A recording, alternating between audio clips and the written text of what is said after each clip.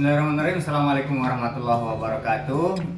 Alhamdulillah pada kesempatan kali ini saya Noto Susanto dari SDN Gandawesi 3 Kecamatan Ligung Kabupaten Majalengka selaku CGP Angkatan 9 dengan fasilitator Ibu Juliawati SPD dan pengajar praktik Bapak Unu Nurrahman SSMPD.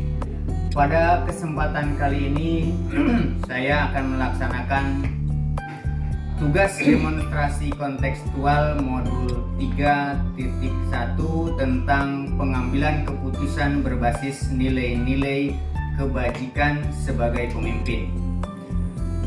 Telah hadir di tengah-tengah kita Bapak Ian Triana. Selamat siang, Pak. Selamat siang.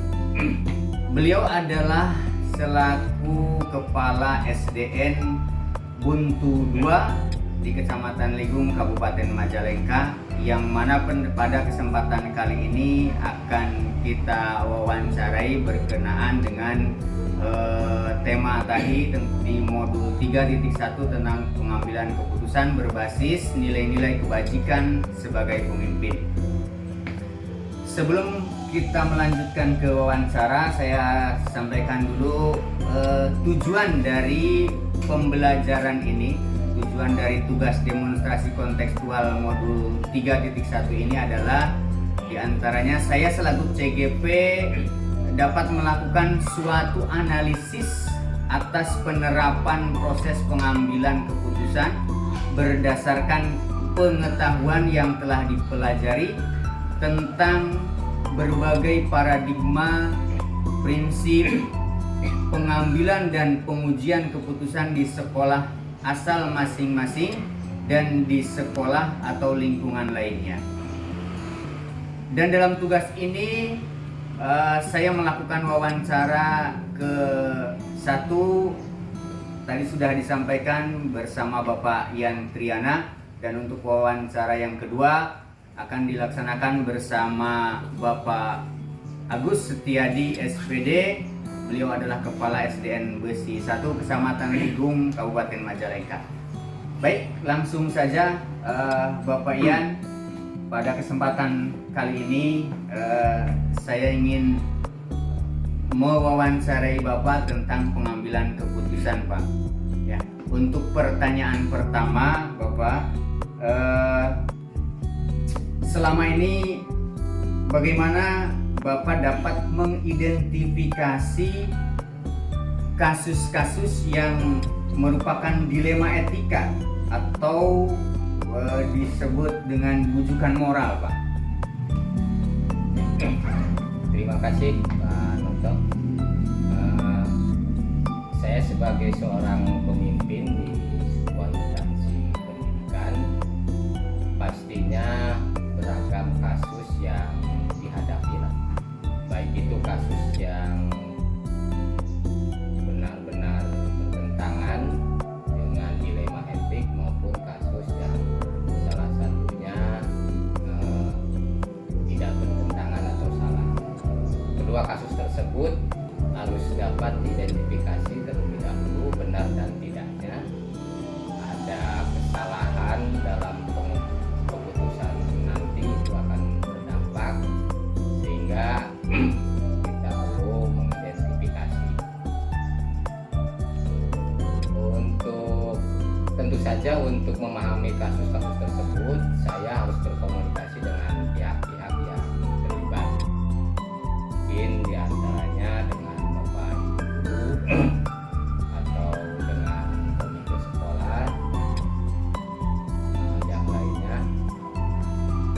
Setelah itu kami, saya selaku pimpinan membuatkan daftar pertanyaan mengawal identifikasi kasus tersebut dengan syarat bahwa kasus merupakan dilema etik. Jika kedua masalah yang berbenturan tersebut tidak melanggar hukum dan serta norma-norma yang berlaku atau menimbulkan ketidaknyamanan sosial, maka kasus tersebut teridentifikasi verifikasi lolos dan tidaknya harus sesuai dengan syarat-syarat yang sudah ditentukan. Dan sebaliknya jika syarat-syarat di atas tidak terpenuhi, maka itu adalah kasus rujukan moral saja. Mungkin itu yang bisa saya sampaikan. Baik, terima kasih Pak atas tanggapan dari pertanyaannya.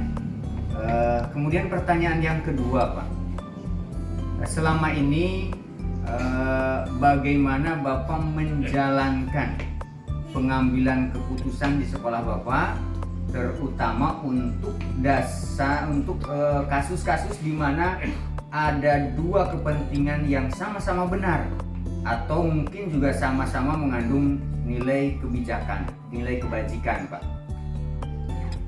Untuk kasus dilema etik, saya akan mempertimbangkan keduanya yang sama-sama benar tersebut membenturkan faktor apa atau pihak mana saja, apakah kepentingan perorangan atau kepentingan banyak orang.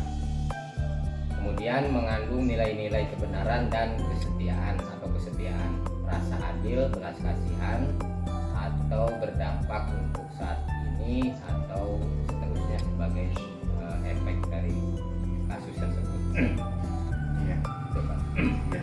Baik Pak, berikutnya untuk langkah Pak, langkah-langkah atau prosedur seperti apa yang biasa Bapak lakukan selama ini? Langkah-langkah dalam penanganan kasus yang tadi sudah teridentifikasi, kita harus sesuai dengan suara hati dan nalar kita, Pak. Harus sejalan juga untuk memilih nilai-nilai kebenaran, walaupun yang paling kecil mudorotnya dan besar manfaatnya. Dengan mempertimbangkan kepentingan tersebut peserta didik, jika kasus itu berhubungan dengan peserta didik, berdasarkan pada prinsip berpikir berbasis hasil akhir, berbasis peraturan atau berpikir basis rasa peduli.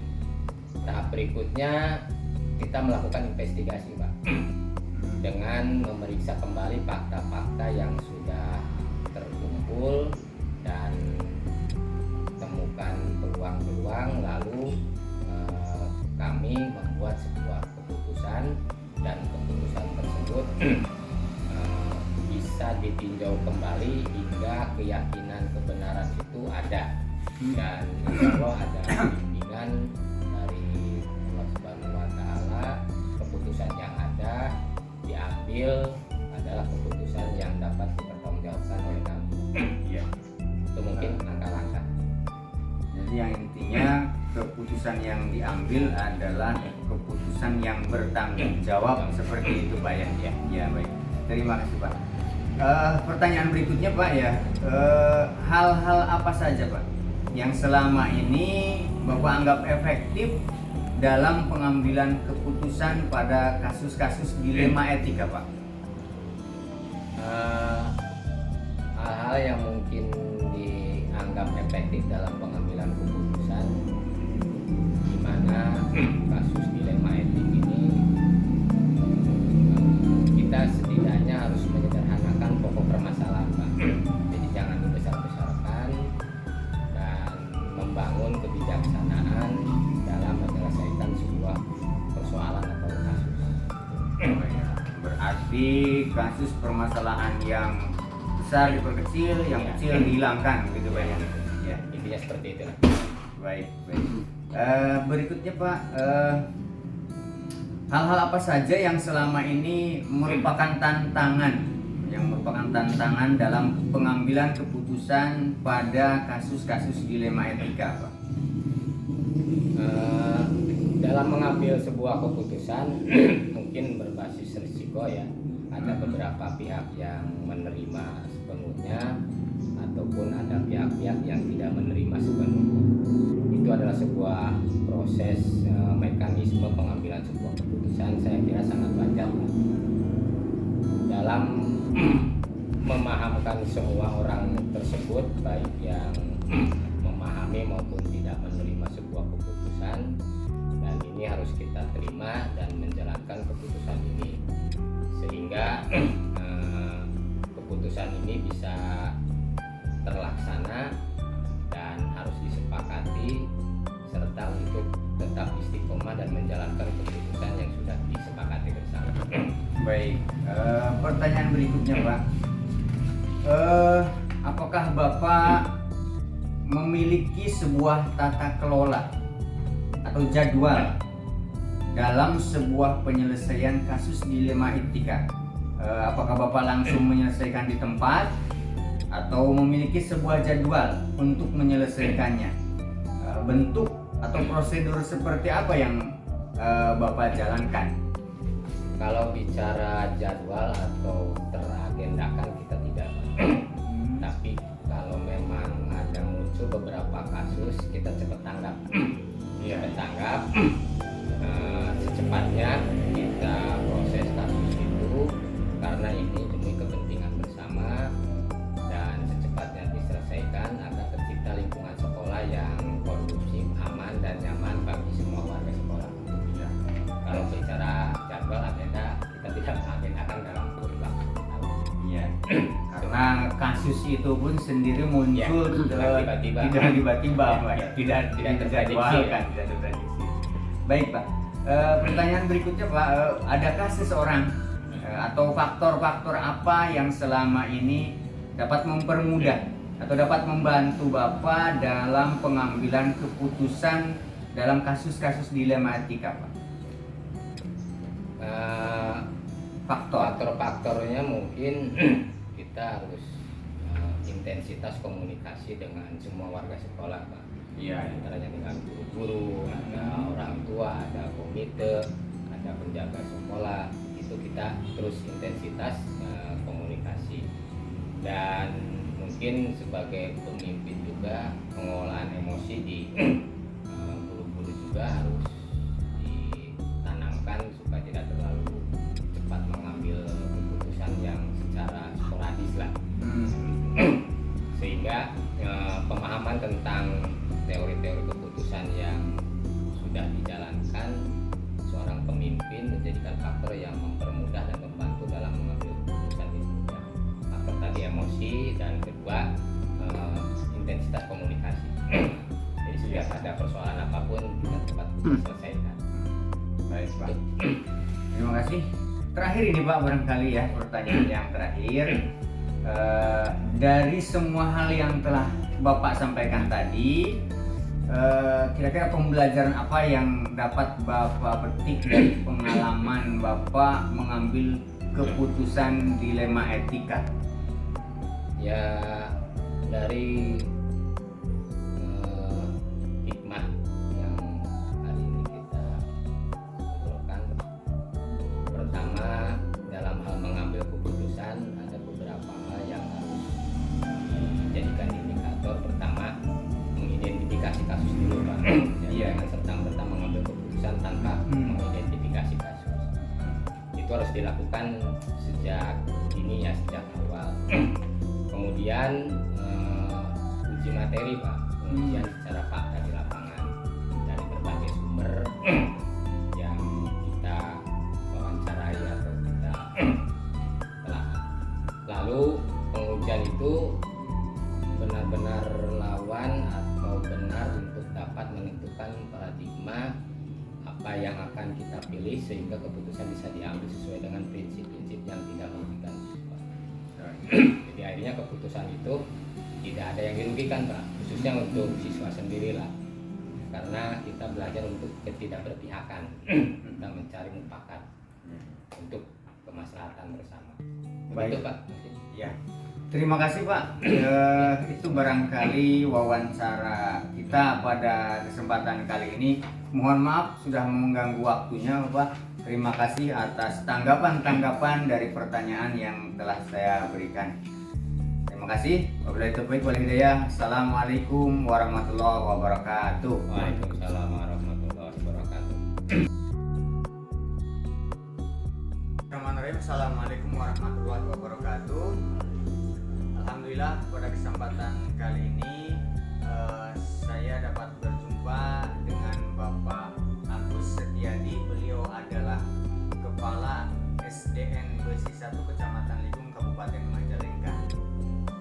adalah kali kedua kami mewawancarai kepala sekolah, yang mana wawancara ini adalah sebagai tugas demonstrasi kontekstual modul 3.1 tentang pengambilan keputusan berbasis nilai-nilai kebajikan sebagai seorang pemimpin.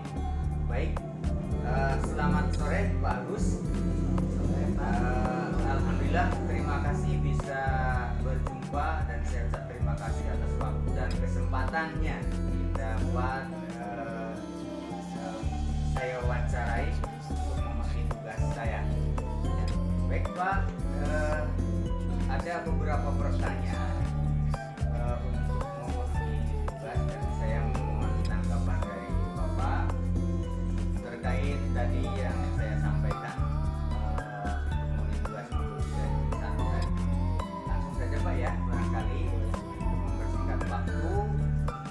Untuk pertanyaan yang pertama Pak, yang pertama, selama ini bagaimana Bapak dapat mengidentifikasi kasus-kasus yang merupakan dilema etika atau bujukan moral? Ya, baik Pak. Kasus dilema etika biasanya cenderung muncul karena adanya kepentingan yang tidak sama di antara unsur-unsur yang ada di sekolah, yang kemudian menjadi isu dan bahan diskusi serta pembicaraan di antara unsur sekolah. Kemudian hal tersebut menjadi bahan dan referensi untuk dibicarakan di tingkat sekolah atau disampaikan ke kepala sekolah. Saya dalam menyikapi hal tersebut akan melakukan klarifikasi dan konfirmasi terhadap pihak-pihak yang teridentifikasi untuk dimintai keterangan dan pendapat terhadap apa yang menjadi permasalahan, dengan asumsi bahwa permasalahan pasti akan bisa diselesaikan hanya dengan komunikasi dan koordinasi. Kemudian akan diputuskan dengan mempertimbangkan meminimalisir potensi negatif keputusan dan memaksimalkan potensi positif dari sebuah keputusan. Itu Pak. Ya. Baik, terima kasih Pak. Klarifikasi dan konfirmasi gitu ya. Iya, betul. Pertanyaan kedua Pak, selama ini bagaimana Bapak menjalankan pengambilan keputusan di sekolah Bapak, terutama untuk kasus-kasus di mana kasus tersebut ada dua kepentingan yang sama-sama benar atau sama-sama mengandung nilai kebajikan? Ya, baik Pak Noto, pengambilan keputusan terkait dengan hal tersebut saya lakukan dengan pendekatan komunikasi Pak, dan tentu saja koordinasi. Karena bagaimanapun pemimpin itu hanya menentukan dan mengambil keputusan, akan tetapi referensi dan indikator serta pertimbangan-pertimbangan dalam pengambilan keputusan ada pada unsur di dalam organisasi, yaitu stakeholder, kemudian internal jika berkenaan dengan hal-hal internal. Mungkin Baik. itu Pak. Iya Pak. Jadi kata kunci dari tanggapan pertanyaan tadi yang saya ambil adalah pendekatan komunikasi dan koordinasi. Iya, betul Pak, betul. Pertanyaan berikutnya Pak, langkah-langkah. Sekarang langkah-langkah atau prosedur seperti apa yang biasa Bapak lakukan selama ini? Baik, langkah-langkah ya Pak. Prosedur yang saya lakukan adalah menentukan kasus tersebut berkesesuaian dengan job unit kerja, kemudian kemudian melakukan koordinasi dan menjalin komunikasi dengan unsur-unsur yang terkait dalam unit kerja tersebut, Pak.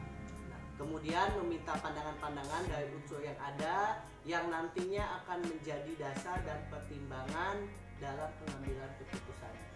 Baik, ya, menentukan kasus berarti Pak ya. Iya, betul, Ya, betul. menentukan kasus, kemudian melakukan koordinasi serta menjalin komunikasi.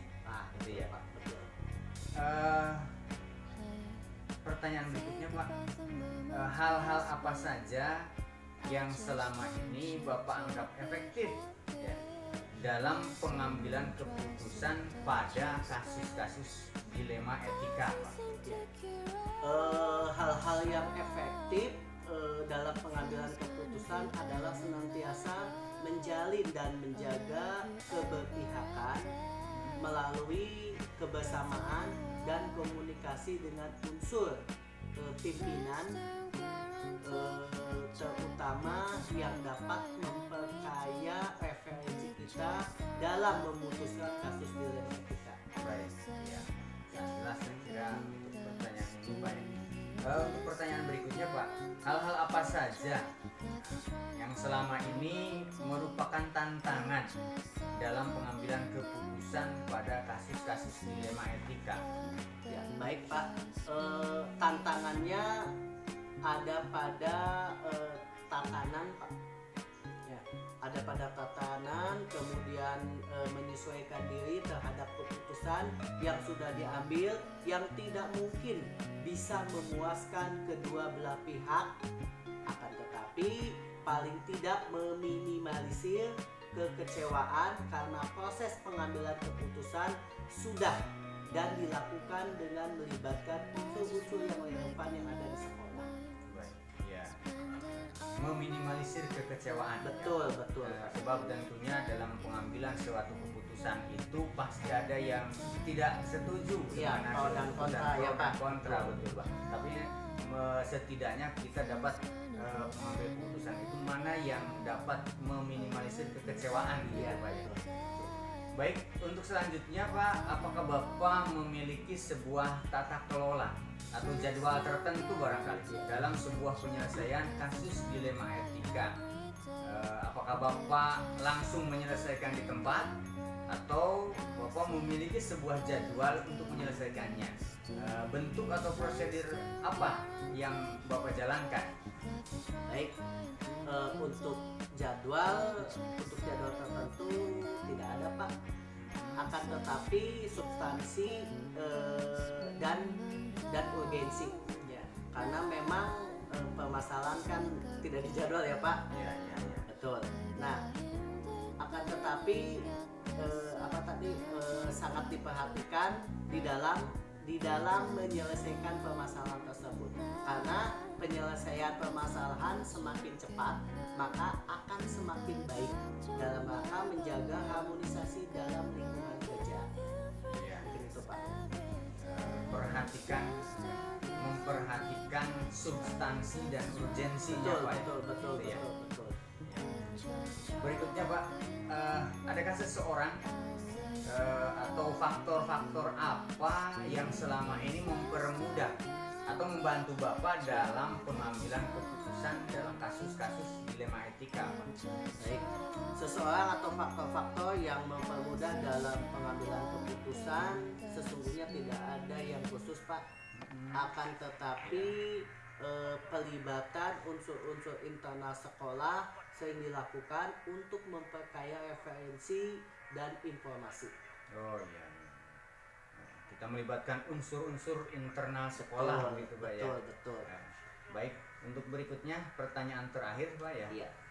Dari semua hal yang telah Bapak sampaikan tadi, kira-kira pembelajaran apa nih yang dapat Bapak petik dari pengalaman Bapak dalam mengambil keputusan dilema etika Pak? Baik.